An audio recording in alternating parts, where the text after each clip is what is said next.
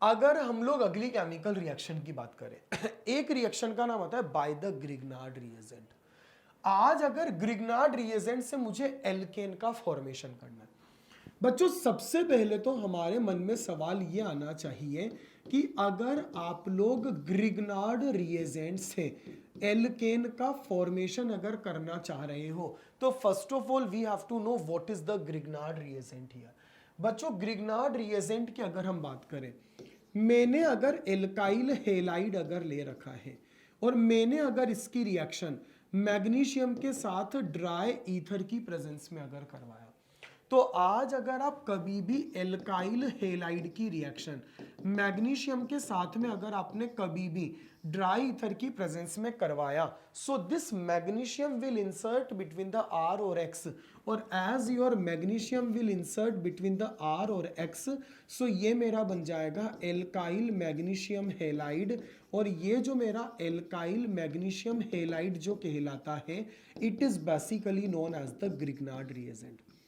आज ये जो मेरा ग्रिग्नार्ड रिएजेंट होता है, ये मेरा ऑर्गेनोमेटेलिक कंपाउंड कहलाता है। ऑर्गेनोमेटेलिक कंपाउंड का मतलब क्या होता है? आज अगर कभी भी कार्बन और किसी ना किसी मेटल के बीच में अगर डायरेक्टली बॉन्डिंग अगर हो रही हो, आर का मतलब क्या होता है? कार्बन। मैग्नीशियम का मतलब क्या होता है? मेटल। अगर किसी कार्बन और मेटल के बीच में अगर डायरेक्टली बॉन्डिंग अगर हो रही है तो वो ऑर्गेनोमेटेलिक कंपाउंड कहलाते हैं। और याद रखना, जितने भी ऑर्गेनोमेटेलिक कंपाउंड होंगे इस दुनिया में, उनमें हमेशा कार्बन और मेटल के बीच के बॉन्ड को ही ब्रेक करते हैं। जहां पर कार्बन पर प्लस चार्ज आएगा, सॉरी कार्बन पर माइनस चार्ज आएगा, मेटल पर पॉजिटिव चार्ज आएगा, और जितने भी ऑर्गेनोमेटेलिक कंपाउंड होंगे they will be source of the carb anion. अच्छा, बार बार आप लोगों के मन में एक क्वेश्चन चल रहा होगा कि यहां पर अगर हम लोग अगर देखें तो बार बार आपके मन में सवाल चल रहा होगा, again and again you are using the dry ether, dry ether, dry ether, what is the task of the dry ether? क्या हम ड्राई ईथर के अलावा भी कोई सॉल्वेंट यूज में ले सकते हैं? बच्चों आज अगर मैं ग्रिग्नार्ड रिएजेंट की अगर बात करूं तो देखो, ग्रिग्नार्ड रिएजेंट में RMgX होता है। आज अगर मैं RMgX में अगर MgX के Mg के बारे में बात करूं तो इसका इलेक्ट्रॉनिक कॉन्फ़िगरेशन होगा 1s2 2s2 2p6 3s2 3p0 and 3d0। ऐसे केस में मैग्नीशियम का पूरा p ऑर्बिटल खाली है, वैकेंट है। मैग्नीशियम का पूरा d ऑर्बिटल वैकेंट है। तो मैग्नीशियम बहुत खतरनाक रिएक्टिव स्पीशीज बन जाएगा। आज मैग्नीशियम इतना ज्यादा खतरनाक रिएक्टिव बन जाएगा कि ऐसे केस में इसकी रिएक्टिविटी को डाउन करने के लिए now we have to use ether here. तो ये मेरा ईथर क्या करेगा? ऑक्सीजन अपना लोन पेयर मैग्नीशियम को देगा और मैग्नीशियम को स्टेबलाइज करने की कोशिश करेगा। इसलिए हम किसी ऐसे सॉल्वेंट को यहां पर यूज में लेते हैं जो हमारे मैग्नीशियम को इलेक्ट्रॉन दे और इलेक्ट्रॉन देने के बाद में उसको स्टेबल कर दे, because that is highly deficient species. तो आज इसलिए हम ऐसे सॉल्वेंट को यूज में लेंगे which is electron donor here, जो कि यहां पर इलेक्ट्रॉन डोनर होगा। अब ये मेरा ग्रिग्नार्ड रिएजेंट है। अगर तुमने ग्रिग्नार्ड रिएजेंट की रिएक्शन किसी भी एसिडिक हाइड्रोजन कंटेनिंग कंपाउंड के साथ में अगर करवाई, आज अगर आपने ग्रिग्नार्ड रिएजेंट की reaction acidic hydrogen containing compound के साथ में करवाई, तो यहां से H निकलेगा जहां पर H प्लस आपको दे रखा है। और मैंने क्या बोला? ग्रिग्नार्ड में R और Mg के बीच के बॉन्ड को ब्रेक करना है। R पर माइनस आएगा, Mg पर प्लस आएगा, और ये R माइनस इस H के साथ रिएक्शन कर कर एल्केन बना देगा। और ये वाली जो रिएक्शन कहलाएगी that is basically known as the formation of alkane by the Grignard reagent. जैसे आज अगर हम लोग अगर देखें, सपोज करो मुझे एक कंपाउंड दे रखा है CH3CH2MgCl, that is known as the Grignard reagent. अगर मैंने इस ग्रिग्नार्ड रिएजेंट की रिएक्शन मैंने अगर एसिटिक एसिड के साथ में करवाई, तो एसिटिक एसिड अपना H प्लस आयन देगा, ग्रिग्नार्ड रिएजेंट अपना इथाइल आयन देगा, और ऐसे केस में मेटल के ऊपर पॉजिटिव चार्ज आएगा, कार्बन पर नेगेटिव आएगा, और मेरा जो मॉलिक्यूल है that will be turn into the ethane, मेरा आंसर इथेन में कन्वर्ट हो जाएगा।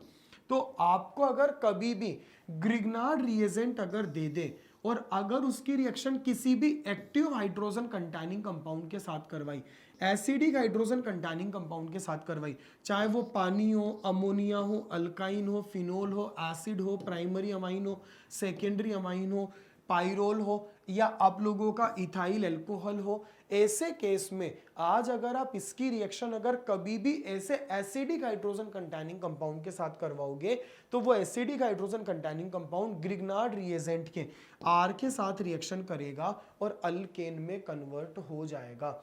इस वाले मेथड से हम लोग यहाँ पर एल्केन का फॉर्मेशन कर सकते हैं। आज अगर मानकर चलो कि मेरे को अगर किसी ने एक क्वेश्चन ये वाला दे दिया, यहाँ पर बेंजीन दे रखा है, बेंजीन पर हमें MgCl लगा दिया और इसकी रिएक्शन वाटर के साथ करवाने के लिए बोल दी।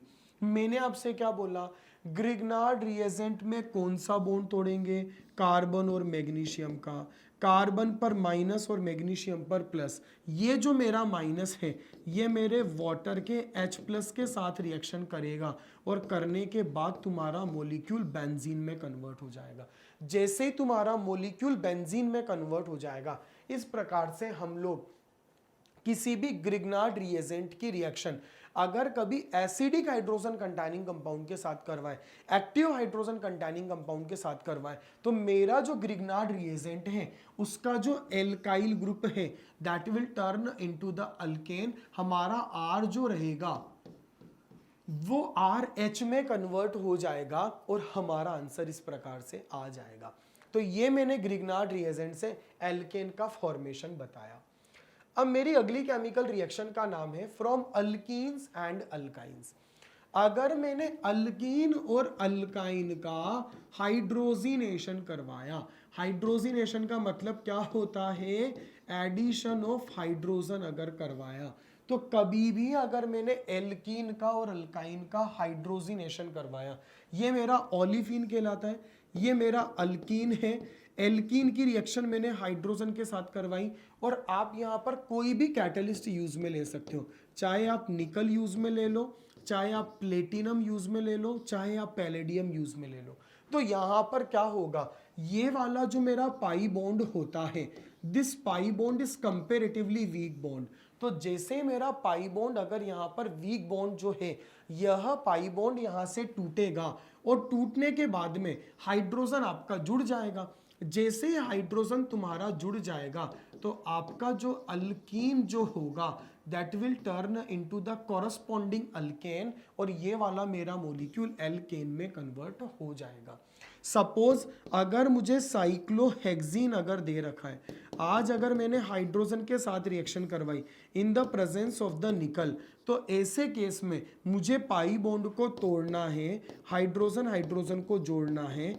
तो ये जो मेरा साइक्लोहेक्सीन है ये साइक्लोहेक्सेन में कन्वर्ट हो जाएगा और जैसे ये साइक्लोहेक्सेन में कन्वर्ट हो जाएगा, इस कंसेप्ट का नाम होता है हाइड्रोजिनेशन। एक चीज और याद रखिएगा, इस मेथड का एक नाम और होता है बच्चों, that is basically known as the Sabatier Senderens method. आज हमारा ये सैबाटियर-सैंड्रेंस मेथड भी कहलाता है, जहां पर आपका अनसैचुरेटेड मॉलिक्यूल हमारा यहाँ पर अल्कीन और अल्काइन अल्केन में कन्वर्ट हो जाएगा। अगर मैंने यहाँ पर एल्काइन को यूज में लिया, मेरे पास दो पाई बॉन्ड है, दो पाई बॉन्ड है तो दो S2 को मैंने ऐड करना पड़ेगा, तो मेरा ये वाला जो मॉलिक्यूल रहेगा that will turn into the alkane, ये वाला कंपाउंड एल्केन में कन्वर्ट हो जाएगा। तो ये हमारा एक हाइड्रोजिनेशन मेथड है। इसके अंदर याद रखना, आज कैटलिस्ट की फॉर्म में आप निकल, प्लेटिनम या पैलेडियम में से कुछ भी यूज में ले सकते हो, लेकिन इसके अंदर एक पॉइंट मैं आपको ये बताना चाहता हूं कि whenever the catalyst are the platinum और पैलेडियम, अगर आपने कभी भी कैटलिस्ट की फॉर्म में अगर प्लेटिनम और पैलेडियम अगर लिया, तो तो यू हैव टू रिमेंबर जो आपका हाइड्रोजनेशन प्रोसेस है बड़ा स्मूथली हो जाएगा एक ऑर्डिनरी टेम्परेचर और प्रेशर, क्योंकि प्लेटिनम और पैलेडियम की जो रिएक्टिविटी होती है वो निकल के कंपैरिजन में ज्यादा होती है। तो आज अगर आप निकल अगर ले रहे हो तो यहाँ पर आपको रिएक्शन थोड़ा सा हाई टेम्परेचर पर करवानी पड़ेगी, लेकिन अगर आपने प्लेटिनम या पैलेडियम अगर ले लिया तो ऐसे केस में ऑर्डिनरी टेम्परेचर पर या यहाँ पर अगर हम लोग देखें ऑर्डिनरी टेम्परेचर पर या नॉर्मल टेम्परेचर पर आप लोगों की रिएक्शन हो जाएगी, और जैसे ही आप लोगों की रिएक्शन अगर हो जाएगी तो हमारा आंसर एल्केन में कन्वर्ट हो जाएगा। इसका नाम होता है क्या? Hydrogenation. With nickel catalyst high temperature 200 degree Celsius और 300 डिग्री सेल्सियस टेम्परेचर प्रेशर की नीड हमें होती है, and in this reaction is also known as the Sabatier Senderens method. याद रखिएगा, बस यहाँ पर एक चीज मैं आपको बता देना चाहता हूँ कि ये temperature actually 200 degree Celsius temperature है। आपको रिएक्शन या तो 200 डिग्री सेल्सियस या 300 डिग्री सेल्सियस टेम्परेचर पर करवानी है। जैसे ही आपने 200 डिग्री सेल्सियस पर अगर रिएक्शन करवाई या 300 डिग्री सेल्सियस पर रिएक्शन करवाई तो मेरा मोलिक्यूल यहाँ पर एल्केन में कन्वर्ट हो जाएगा। निकल की प्रेजेंस में हमें कंपैरेटिवली ज्यादा टेम्परेचर की नीड होती है रादर देन अल्कीन और अल्काइन, और यहाँ पर हमारा जो मोलिक्यूल रहेगा वो एल्केन में कन्वर्ट हो जाएगा। मेथड का नाम साबेटियर-सैंड्रेंस होता है। अब मैंने क्या बोला? निकल कंपैरेटिवली निकल की प्रेजेंस में हमें हाई टेम्परेचर की नीड होती है।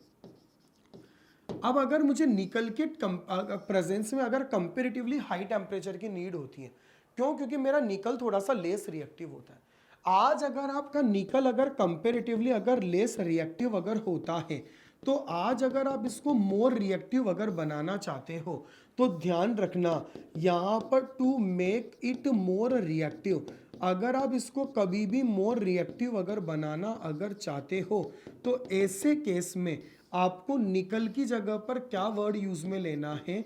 आपको निकल की जगह पर एक टर्मिनोलॉजी यूज में लेना है, that is called as the Raney nickel. Raney nickel क्या होता है? निकल और एल्यूमिनियम को NaOH की प्रेजेंस में क्या करा जाता है? गर्म किया जाएगा। जैसे निकल और एल्यूमिनियम को NaOH की प्रेजेंस में आप हीट करोगे तो निकल का पाउडर बन जाएगा, जिससे उसकी रिएक्शन तेज हो जाएगी। ये अगर आपने निकल की जगह पर अगर रेने निकल यूज में ले लिया, ऐसे केस में आपकी रिएक्शन आसानी से हो जाएगी, रूम टेम्परेचर पर हो जाएगी, और ये वाली रिएक्शन को हमारा थोड़ा सा आसान बना देता है।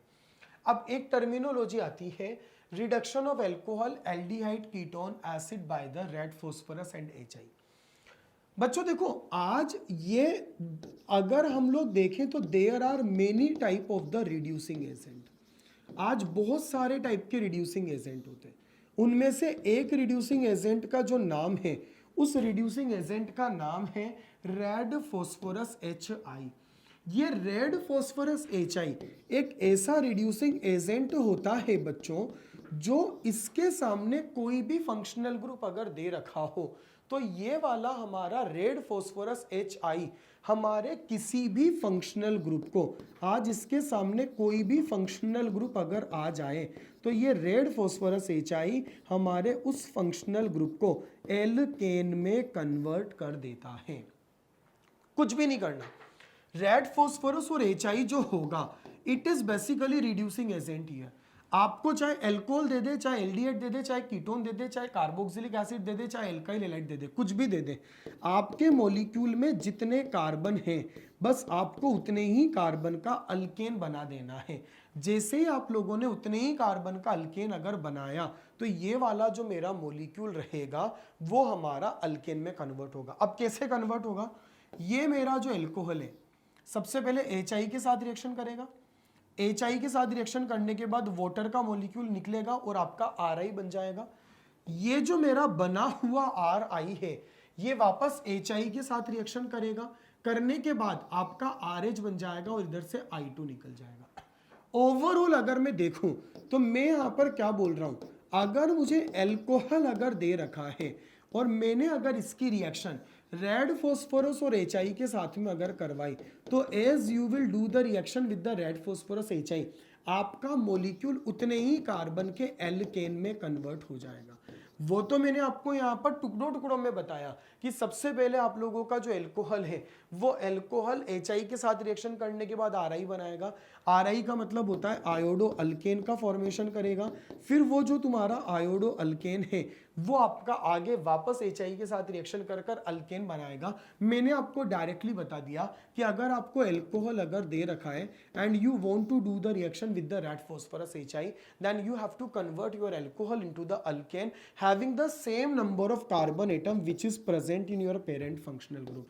यहां पर अगर n कार्बन का अल्कोहल है तो यहां पर जो आपका अल्केन बनेगा उसमें भी number of carbon atom n ही होंगे। अगला कंपाउंड दे रखा है जैसे कीटोन। आज अगर हम लोगों को यहां पर कीटोन दे रखा है, अब अगर मैंने कीटोन का रिडक्शन अगर कराया तो ये मेरा कीटोन है। आज अगर आपने कीटोन को रेड फास्फोरस और HI की प्रेजेंस में अगर रिड्यूस करवाया, मैं आपसे क्या कह रहा हूं बच्चों, मेरे मॉलिक्यूल में जितने कार्बन होंगे we have to convert our molecule into the alkane having the same number of carbon atom which is present in your parent functional group. आज अगर मान लो ये मुझे कीटोन अगर दे रखा है और अगर इस कीटोन की रिएक्शन अगर मैंने रेड फास्फोरस HI के साथ करवाई 150 डिग्री सेल्सियस की प्रेजेंस में, तो ऐसे केस के अंदर मुझे मेरा मॉलिक्यूल एल्केन में कन्वर्ट हो जाएगा having the same number of carbon atom which is present in your parent functional group. जैसे यहां पर अगर मान लो मुझे CH3 C डबल बॉन्ड और CH2 CH3 अगर दे रखा है, that is basically known as the butanone. मैंने अगर इस ब्यूटेनोन की रिएक्शन रेड फास्फोरस HI के साथ में करा, तो जैसे ही तुमने उसकी रिएक्शन रेड फास्फोरस HI के साथ करा, आपका जो ब्यूटेनोन है it will turn into the butane. मेरा मॉलिक्यूल यहाँ पर ब्यूटेन में कन्वर्ट हो जाएगा।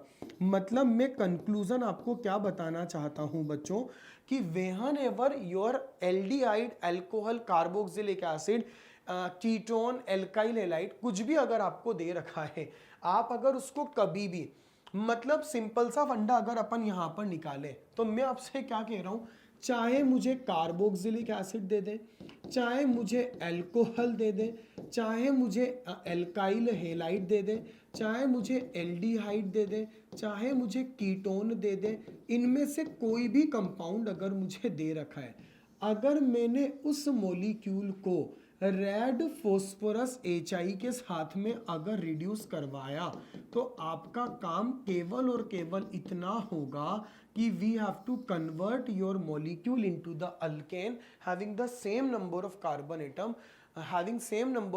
Atom present in parent functional group. इसका नाम होता है reduction of the red phosphorus and HI। Red phosphorus HI की प्रेजेंस में हम रिडक्शन कर रहे हैं। यहां पर हमारा ये रेड फास्फोरस HI कहलाता है। अच्छा, एक चीज मैं आपको बताता हूं, एक दिन मेरे पास एक क्वेश्चन जनरली क्या आया, एल्कोहल ने HI के साथ रिएक्शन करा, HI के साथ रिएक्शन करा तो आपका RI बना, फिर RI ने वापस HI के साथ रिएक्शन करा और आपका क्या बन गया, RH। तो ऐसे केस में जब एल्कोहल का अगर अपन डायरेक्टली रिएक्शन अगर देखें, तो यहां पर क्या हो रहा है, एल्कोहल रेड फास्फोरस HI के साथ रिएक्शन कर RH बना देगा, इधर आपका वाटर बना देगा और इधर आपका आयोडीन बना देगा। अब एक दिन मेरे पास एक क्वेश्चन आया, जैसा कि एक बच्चा मेरे से यहाँ पर एक क्वेश्चन पूछता है, और वो क्वेश्चन क्या रहता है मैं आपको बताता हूँ। एक दिन एक क्वेश्चन यहाँ पर पूछा गया कि सर आज जब हमने एल्कोहल का रिडक्शन अगर करा, तो as we are doing the reduction of alcohol here in that condition, यहाँ पर पूछा गया कि सर यहाँ पर हमें ऐसा लगता है कि जो हमारा रिड्यूसिंग एजेंट जो है वो रिड्यूसिंग एजेंट मेरा HI ही है, HI is the reducing agent here.